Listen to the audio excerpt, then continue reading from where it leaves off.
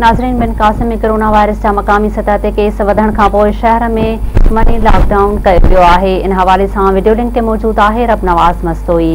नाज़रीन, बिन कासिम में मक़ामी सतह ते केस वधण खां पोइ डिप्टी कमिश्नर मलीर पारां हिकु नोटिफिकेशन जारी कयो वियो आहे त बिन कासिम जूं मुख़्तलिफ़ यूनियन काउंसिल यूनियन कमेटियुनि खे स्मार्ट लॉकडाउन लॻायो वियो आहे। तव्हांखे मां इहो ॿुधाईंदो हलां त Gulshan Hadeed union council number 21, union council number 22, union council number 23 ऐं union council Muzaffarabad union council cattle colony में मुकमिल स्मार्ट लॉकडाउन लॻायो वियो आहे। ऐं ॿिए तरफ़ तव्हांखे मां इहो ॿुधाईंदो हलां त सिर्फ़ु मेडिकल स्टोर ऐं खीर वारा दुकान SOPs तहत जेको आहे सो उन्हनि खे खोलण जी इजाज़त ॾिनी वई आहे। उन्हनि जो हिकु टाइम मुक़ररु थियल आहे जे उन टाइम दौरान उहे दुकान खुलियल हूंदा ऐं जेको बि घरां जेको आहे सो सामान जे लाइ राशन लाइ सीधे सामान लाइ निकिरंदो त उहो शनाख़्ती कार्ड खणी ईंदो ऐं हिकु ई माण्हू हूंदो जेको उहो सामान सिधो वठी ऐं पंहिंजे घर वेंदो। ऐं ॿिए तरफ़ तव्हांखे इहो ॿुधाईंदो हलां त हीउ जेको स्मार्ट लॉकडाउन लॻाए 2 जुलाई ते 14 ॾींहंनि लाइ स्मार्ट लॉकडाउन लॻायो वियो आहे। ऐं ॿिए तरफ़ तव्हांखे मां इहो ॿुधाईंदो हलां त गुलशन हदीद ऐं जेके भर पासे जेके